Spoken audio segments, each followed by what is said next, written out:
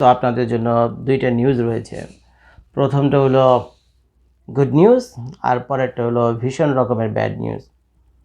তো এখন আপনারা গুড নিউজ আগে শুনবেন না ব্যাড নিউজ আগে শুনবেন তা তো আমি জানি না, তবে ব্যাড নিউজটা আমি আপনাদেরকে আগে শোনাই, বুঝছেন? ব্যাড নিউজটা আগে শোনাই, তারপরে গুড নিউজ দিয়ে ভিডিওটা শেষ করব। আর ব্যাড নিউজ গুড নিউজ দুইটাতে যাওয়ার আগে আরেকটা কথা আমি আপনাদেরকে বললি, হাদির অবস্থা কিন্তু খুব একটা ভালো না, বুঝছেন?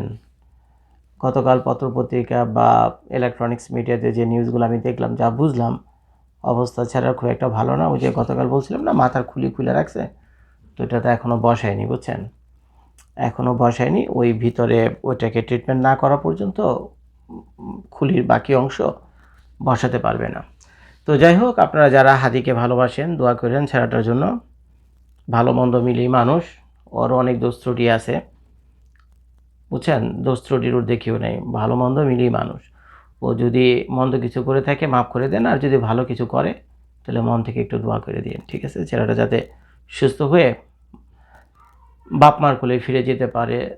তার স্ত্রীও আছে, ছোট একটা বাচ্চাও আছে, বুঝছেন? তো তারাও তো অপেক্ষা করতেছে যে বাবা কবে সুস্থ হয়ে বাড়িতে ফিরবে। তো আমরা সেই দোয়াই করি।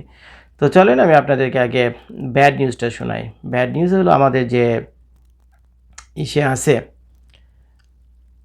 আমাদের যে ওই মূল আসামি ছিল ফয়সাল। তা আপনারা কম বেশি শুনেছেন যে ফয়সাল হলো আওয়ামী লীগের সাথে সম্পর্কিত, বিভিন্ন নেতা টেতার সাথে তার উঠা বসা ছিল। তো এখন সংবাদপত্রেতে আমরা এগুলিই দেখছি। তো এখন সেই ফয়সাল বাংলাদেশের সীমান্ত পার হয়ে ভারতে চলে গেছে। তো এরকম একটা সংবাদ নিশ্চিত করেছেন আমাদের আল জাজিরার রিপোর্টার্স মিস্টার জুলকারনাইন সায়ের। উনি এটা নিশ্চিত করেছেন যে আসামি ফয়সাল এই মুহূর্তে আর বাংলাদেশে নেয়, সে চলে গেছে ভারতে। নিউজটা আমি পড়ে শুনে তারপরে আমি আপনাদের সাথে আসছি। সেটা হলো ইনকলাব মঞ্চের সংগঠক উসমান হাদিকে হত্যার উদ্দেশ্যে গুলি করার ঘটনার সাথে জড়িত শুটার সাবেক ছাত্রলীগ নেতা ফয়সাল করিম মাসুদ ওরফে দাউদ খান এবং তার সহযোগী মোটরবাইক চালক আলমগীর হোসেন গতকাল সন্ধ্যায়, মানে গতকাল হলো 12 ডিসেম্বর, সীমান্ত পাড়ি দিয়ে ভারতে প্রবেশ করে বলে নিশ্চিত হওয়া গেছে। তাদের বর্তমান অবস্থান হলো আসামের গুয়াহাটি শহরে। ভারতে তাদের সহায়তা করছেন আওয়ামী লীগ নেতা জাহাঙ্গীর কবির নানকের ব্যক্তিগত সহকারী পিএস মোহাম্মদ মাসুদুর রহমান বিপ্লবের তত্ত্বাবধানে এই হত্যাকারীরা ভারতে অবস্থান করছে। নির্ভরযোগ্য সূত্রে জানা গেছে অত্যন্ত পরিকল্পিতভাবেই আক্রমণ করা হয়েছে এবং আরও কয়েকটি হিট টিমের একই রকম ঘটনার পুনরাবৃত্তির পরিকল্পনা চেষ্টাও রয়েছে তাদের। তো এখন এই হইল কাহিনী। তো বললাম না, এটা একটা ভীষণ ব্যাড নিউজ। 48 ঘন্টা হয়ে গেছে, বাংলাদেশের পুলিশ প্রশাসন আপ্রাণ চেষ্টা করছে তাকে ধরার জন্য, এই শুটারকে, ফয়সালকে, এবং যে কিনা ওই বাইক চালাচ্ছিল সেই ছেলেটাকে। তো তাদের দুজনকে একজনও ধরতে পারেনি। তো এই সময়ের ভিতরে এরকম একটা মুহূর্তে জুলকারনাইন সায়ের খবর দিল আমাদেরকে, সে আসামের গুয়াহাটি জায়গাতে পৌঁছে গেছে। এখন যদি আসামে চলে গিয়ে থাকে, বাংলাদেশ থেকে পালিয়ে বর্ডারের ওই পারে গিয়ে থাকে, তাহলে তো তাকে ধরে এনে বিচার করা কঠিন হবে, সেটা তো আপনারা কম বেশি জানেন।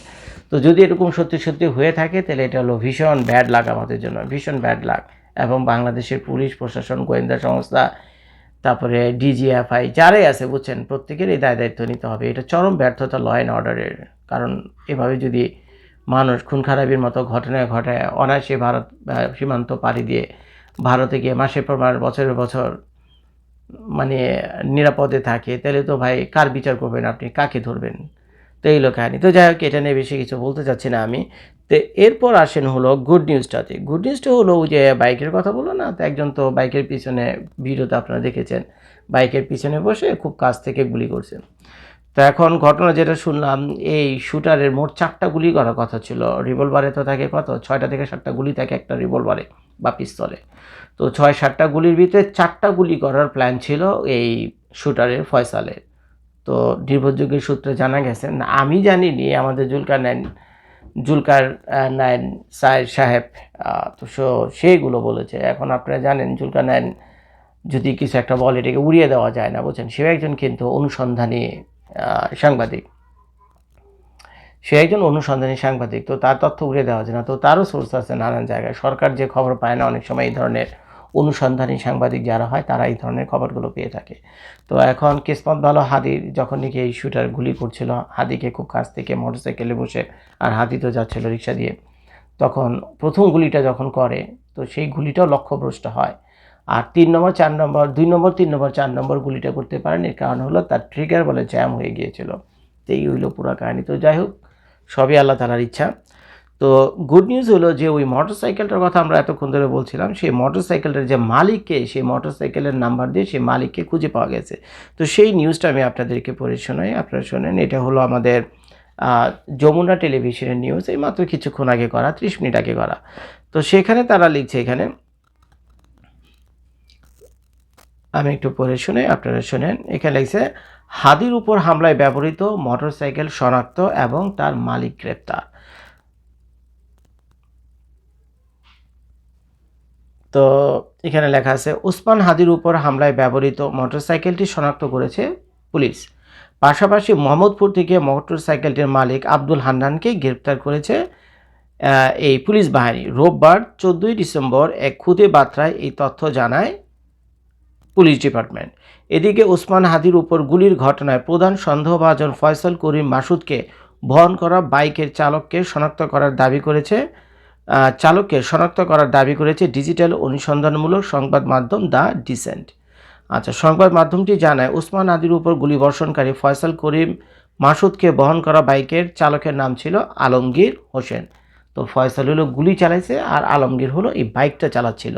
তার ফেসবুক আইডির নাম মোহাম্মদ আলমগীর শেখ। তিনি তার ফেসবুক পোস্টে জিও ট্যাগ রাজধানী মোহাম্মদপুর আদাবর এলাকার শনিবর হাউজিং এর নাম নিয়মিত ব্যবহার করতেন। তো যাই হোক, এটা আপনাদেরকে শুকর আলহামদুলিল্লাহ বলতেই হবে, যেহেতু এই মোটরসাইকেলের মালিককে খুঁজে পাওয়া গেছে। এখন মালিককে ধরে যদি 2-4টা বাড়ি দেন জায়গা মতো, তো আশা করি সে বাকিটা বলে দেবে যে কে কখন কিভাবে তার মোটরসাইকেলটা নিয়ে গিয়ে সেই হত্যা চেষ্টাটা চালাইছে। এখন যদি মোটরসাইকেলের মালিক নিজে এটাতে ইনভলভ হয়ে থাকে, সেটাও পুলিশ বের করাটা এখন সহজ হবে, যেহেতু বাইক পাওয়া গেছে এবং এই বাইকটাই সেই ঘটনার কাজে ব্যবহার হয়েছে, বুঝছেন। এই হত্যা চেষ্টার কাজে এই বাইকটি ব্যবহার করা হয়েছে। তো বাইকটি একটা রাজসাক্ষী। তো এখন বাইকের যে মালিক, এখন বাইকের মালিকরে না বইলা তো আর অন্য কেউ, তার দোস্ত বন্ধু বান্ধব তার বাইক নিয়ে যায়নি। আর যদি কেউ তার বাইকটা কিছু সময়ের জন্য নিয়ে থাকে, তাহলে নিশ্চয়ই বাইকের মালিক তাকে ভালো মতোই চেনে। নাহলে তো ভাই আপনার মোটরসাইকেল আমার মোটরসাইকেল আমি তো কারণে দিব না, যতক্ষণ না পর্যন্ত আমি তাকে ভালোভাবে চিনবো। এটা তো কমন সেন্স। তো কাজেই এখন এই মোটরসাইকেলের যে মালিককে খুঁজে পাওয়া গেছে, সেই মালিককে যদি 2-4টা বাড়ি টাড়ি দেয়, তাহলে মালিকই বাকি এটা বলে দেবে। হয়তো এমন হতে পারে এই মোটরসাইকেলের মালিক নিজেও হয়তো হত্যাকাণ্ডের সাথে ছিল, এই হত্যা চেষ্টার সাথে ছিল, হতেও পারে। আর যদি না হয়, সে যদি বলে যে না রে ভাই, আমি তো সেদিন ছিলাম না, আমার বাইকটা আমার দোস্ত বা কেউ ভাড়া প্রতিবেশী নিয়ে গেছে, তাহলে তো পুলিশ তার 14 গোষ্ঠী খুব সহজেই খুঁজে বের করবে, এতে কোনো সন্দেহ নেই। মানে একটা দিয়ে খুঁজতে গেলে অটোমেটিক আরেকটা বেরোতে থাকবে।